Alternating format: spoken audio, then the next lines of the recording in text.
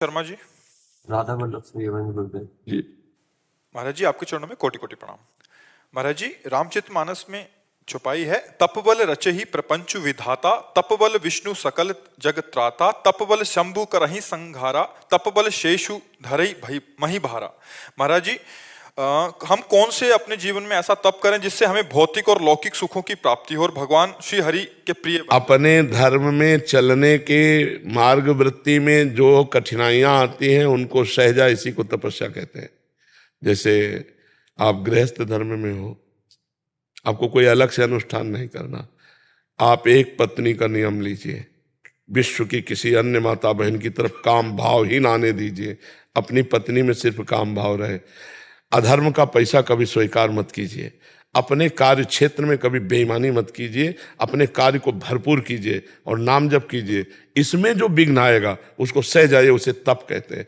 अपने धर्मानुष्ठान में स्वाभाविक जो कष्ट आता है उसी को सह जाना तपस्वी कहा जाता है।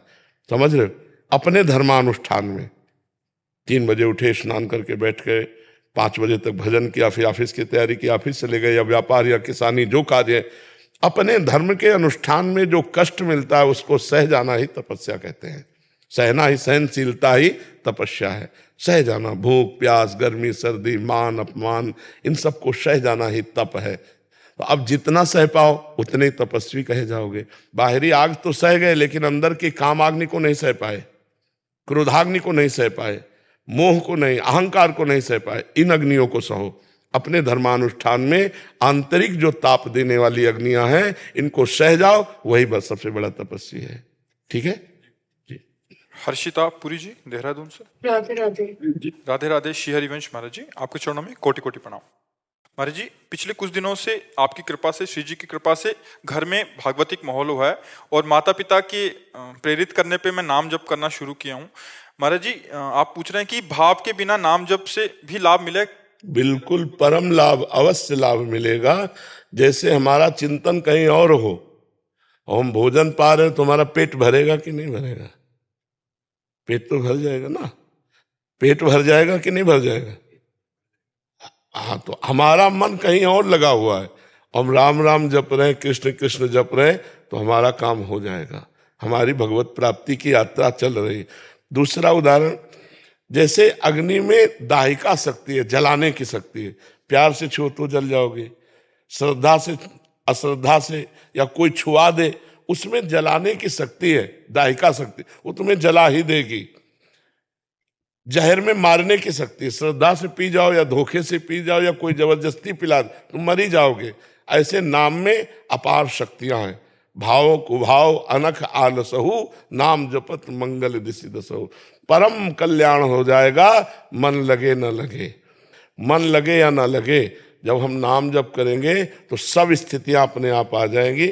हम आपको प्रमाण देते हैं कि जो सीधे राम नहीं कह पाते थे, वो बहुत बड़े ग्रंथ के रचयिता हुए, जो हमारे सनातन धर्म का इतिहास है। तो यदि हम भाव से जपें या कुभाव से जपें या श्रद्धा से जपें या अश्रद्धा से जपें, नाम अपना प्रभाव दिखा के रहेगा। जैसे जहर में मारने की शक्ति, अमृत में अमृतत्व शक्ति है, अग्नि में जलाने की शक्ति, दाहिका शक्ति। ये जब प्राकृतिक अपने भाव को नहीं छोड़ पाते तो नाम अपनी महिमा को कैसे छिड़ देगा? विवश हो जाकर नाम सुमरे, विवश होकर भगवान का नाम ले ले तो गोपति भव सागर तरे। और सादर सुमिरन जे नर करे, अगर कोई सादर सुमिरन करे तो नाम ले तो भव सिंधु सुखाही, करो विचार सुजन मन माही। भगवान का नाम संसार समुद्र ही सुखा देता, न नौका की जरूरत है, न नाविक को नाव खेने वाले की जरूरत। नाम ले तो भव सिंधु सुखाही। नाम अपार महिमा में है। आपका मन लगे न लगे, भाव बने न बने, जिह्वा से नाम का स्पर्श हो रहा, सब काम बन जाएंगे।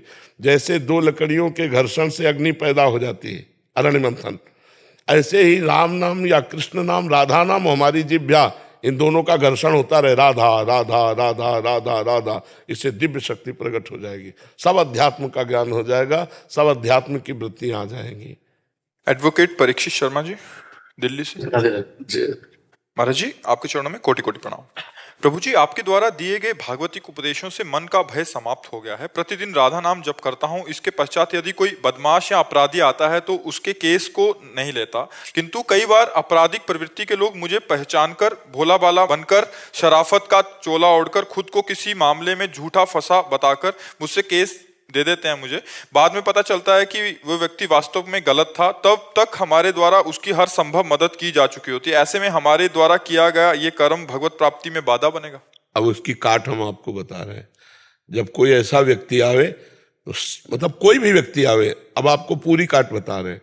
कोई भी व्यक्ति आपके सामने आवे तो आपकी अगर मानसिकता में आ चुका है फ्रॉड है, तो पहले ही आपको संकेत हो चुका है, आप बचेंगे, क्योंकि बच रहे हैं। आप नहीं जान पा रहे तो सबसे पहले उसमें भगवत भाव कीजिए कि हे प्रभु, आप इस शरीर में परमात्मा रूप से विराजमान हो, आत्मा रूप से विराजमान हो। मैं अज्ञानी जी हूं, आप हमसे सहयोग मांगने आए और हमारा वकील का जो कर्तव्य है वो कर्तव्य कर्म करें।